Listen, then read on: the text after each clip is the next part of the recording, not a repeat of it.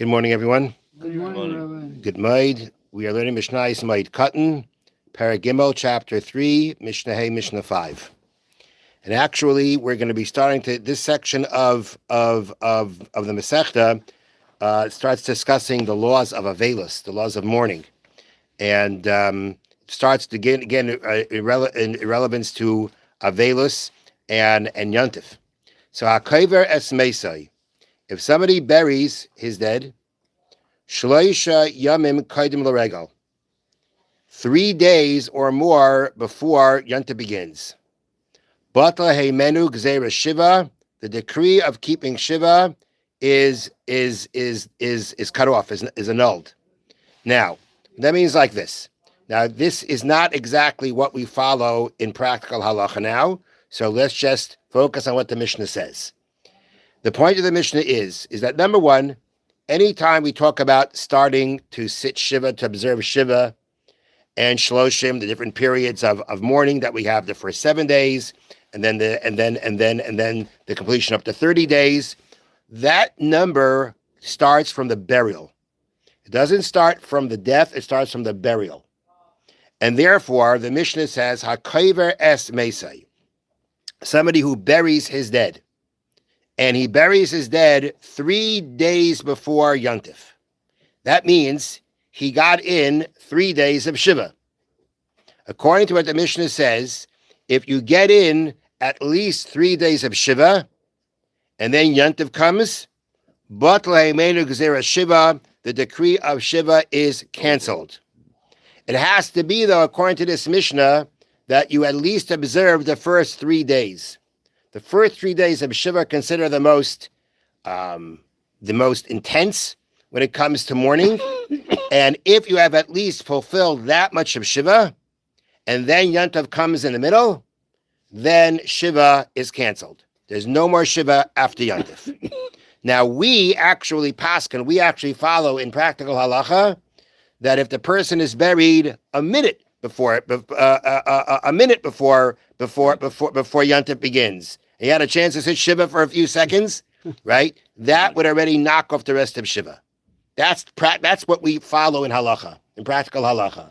But the Mishnah works with the opinion that you have to have at least 3 days of Shiva before Yontif is going to cancel the rest of Shiva.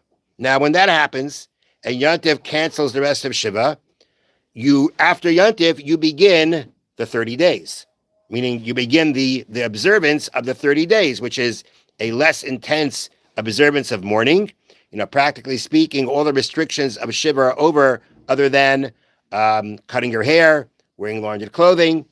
So the point, and the 3 days that you counted, and Yontif, and then continuing on, these are all part of Shloshim. They're all part of the 30 days. But the point is that when you observed 3 days of Shiva, and then Yontif came in the middle, after Yontif, there is no more Shiva. You are then continuing the counting and the observance of the 30-day period. Okay, I'm not going to go into all the different laws about the restrictions of Shiva and Shloshim right now, but the point is that once you start the process of Shloshim, you're already in observing less observances of mourning, and that in this case will begin right after Yontif.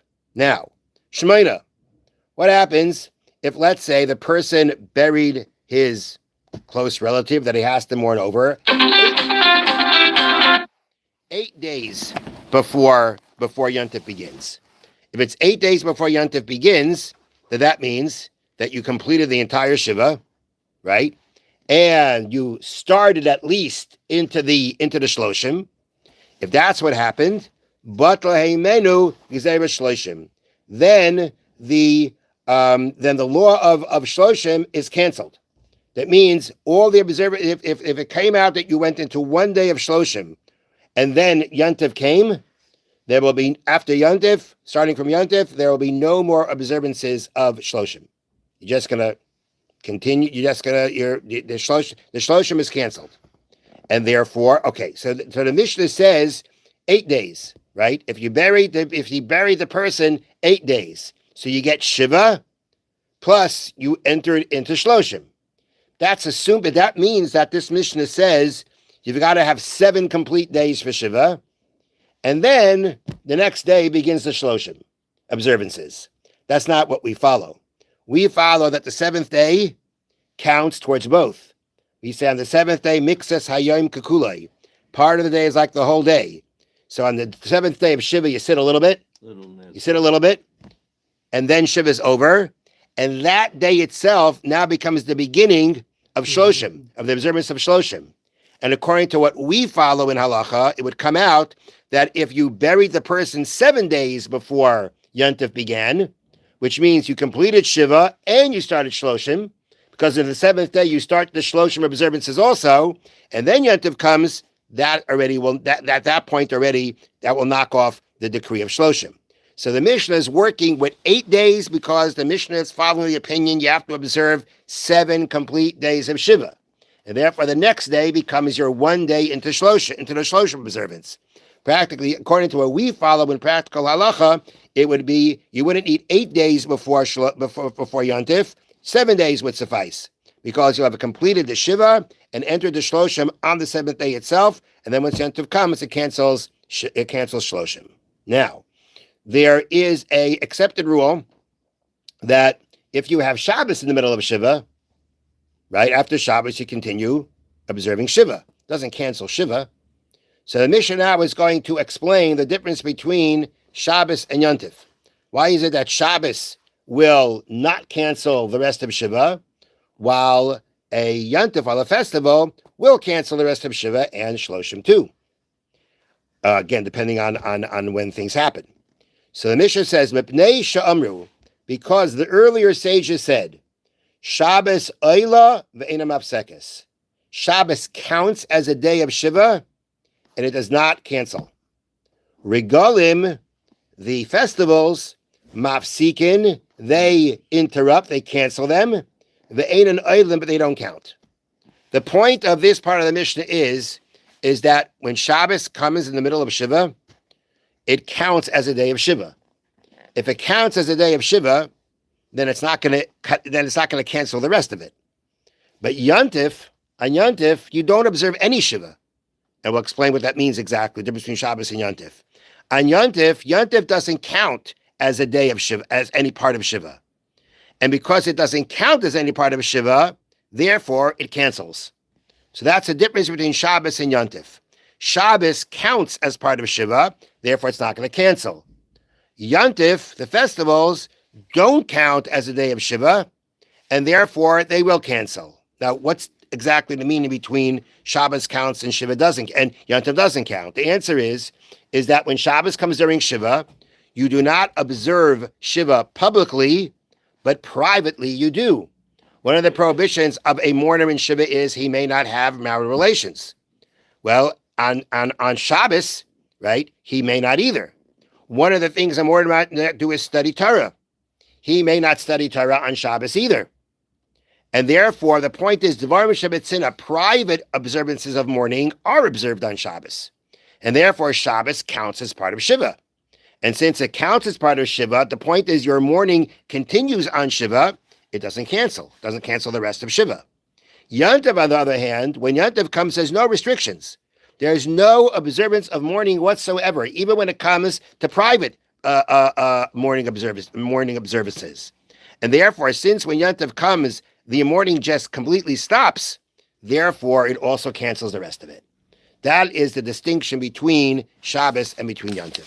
That's why we say that Shabbos doesn't cancel Shiva, while Yontif can cancel Shiva or cancel Shloshim. Okay. Thank you. Wait. Okay. Now, we continue with the Chofetz Chaim.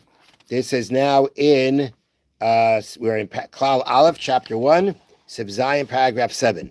Umizenu chaleidan. He just got finished saying that a person has to even give up his livelihood in order to avoid speaking Lashon Hara. Umizenu chaleidan the chol shekem neigeh lo rak kavod ba'alma. Now, if we say already that you have to give it your parnasa not to avoid speaking Lashon Hara, well, the more so if it's only a question of your honor, your dignity, how you look to other people. He's sitting amongst a group of people. And has no way to get away from them. And they're speaking things that are forbidden to say. And when he sits there quietly, and he doesn't contribute to the conversation, he'll look like a fool, right? As it's right? He's sitting there and he's not saying anything. So the point, they're going to think that there's something wrong with the guy. Well, nobody wants to look bad in front of other people. No one wants to look foolish in front of other people. But if we say that you got to give up your livelihood not to speak Lashon Hara, certainly it's going to be forbidden to speak Lashon Hara in order to protect your honor. And regarding this and similar things, our sages have said, better that a person be called a fool in his entire life, and not be wicked in front of Hashem for 1 second. So the point is that, you could look foolish if you're not going to join in the conversation and speak the Lashon Hara. But at the end of the day, as our sages say, better that a person look foolish the entire life than to do something wicked or to be wicked in the eyes of Hashem, even for a second. Have a wonderful day. A good night.